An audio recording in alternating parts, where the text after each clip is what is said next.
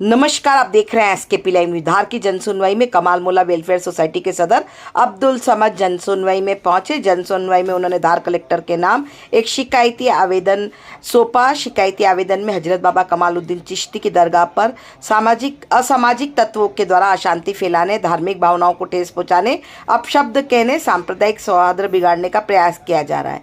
अशांति प्रिय लोगों के विरुद्ध प्रतिबंधात्मक एवं दंडात्मक कार्रवाई की जाए। देखिए क्या कुछ कहा अब्दुल समद ने। खबर है एसकेपी लाइव न्यूज़ पर।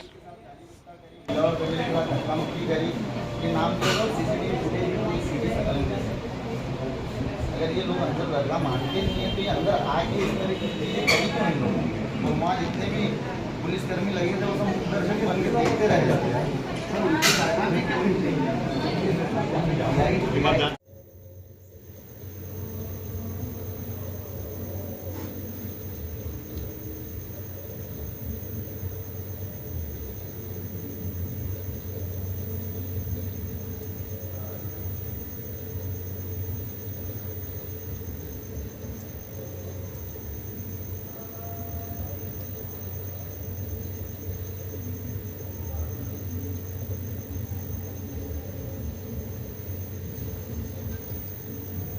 माननीय कलेक्टर महोदय के समक्ष आए थे और हमने यही आवेदन दिया है कि आप ये देखिए, इस पे आप विचार करिए और आप इसकी जांच करवाइए निष्पक्ष। हमने बिल्कुल यहाँ पर जो दरगाह के अंदर एंट्री में जो सीसीटीवी कैमरा लगा है दरगाह का, उसकी फुटेज पेश की है कि जब ये लोग बाहर माइक में दरगाह के खिलाफ बयान दे रहे हैं, मौलाना कमालुद्दीन के खिलाफ बयान दे रहे हैं, तो ये लोग दरगाह में अंदर आके क्या करना चाहते हैं। और दरगाह में आकर इन लोगों ने चादरें हटाई, चादरें खींची, बदतमीज़ी की, मुजावर फैमिली के साथ बदतमीज़ी की, वहाँ पर जो खादिम परिवार रहता है उनके साथ बदतमीजी की, लड़ाई झगड़ा किया, धक्का मुक्की की। वो सब चीज़ें वहाँ पर जो मौजूद पुलिसकर्मी थे उन सब ने अपने आंखों से देखी, वो सब चश्मदीद थे। माननीय टीआई महोदय भी वहाँ पर आ गए थे फिर विवाद को देखते हुए, लेकिन उन्होंने सिर्फ मुख्य दर्शक बन करके देखा करें, उसमें उन लोगों पर कोई कार्रवाई नहीं करी। गिनती के 4-5 लोग हैं, उन के खिलाफ हम बार बार आवेदन दे रहे हैं कि धार का माहौल गंदा करना चाहते हैं, अपशब्दों का प्रयोग कर रहे हैं। जब वो लोग दरगाह के खिलाफ बोलते हैं, दरगाह को मानते नहीं है, तो अंदर जाने की क्या ज़रूरत है।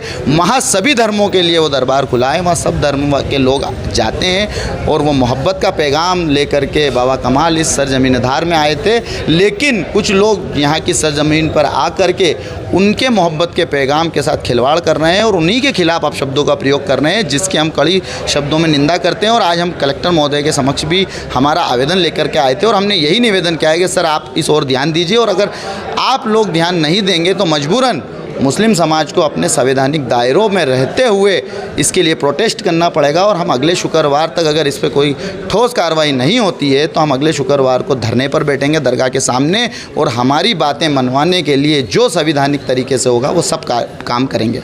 नामजद दिए हैं, जो बाहर से एक साध्वी जी को उन्होंने बुलाई थी, उनके साथ आशीष बसु जी और गायकवाड़ जी और जितने भी राधेश्याम यादव जी और जितने भी सब सीसीटीवी में दिख रहे हैं, उन सब लोगों ने वहाँ बदतमीजी की। हम बार बार ये प्रशासन से आग्रह कर रहे हैं कि इन लोगों के खिलाफ आप कार्रवाई करिए।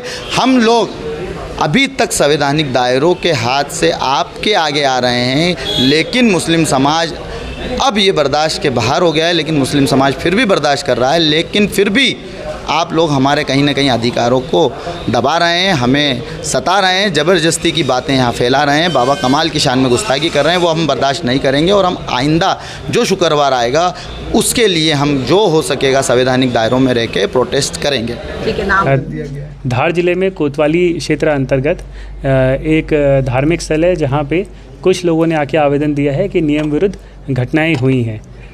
जो भी सीडी और दस्तावेज़ उनके साथ लगाए गए हैं उनकी बहुत ही सूक्ष्मता से, सघनता से जांच की जाएगी और जो भी विधि सम्मत कार्रवाई होगी उसे यथा समय में करके आपको जानकारी उपलब्ध कराई जाएगी।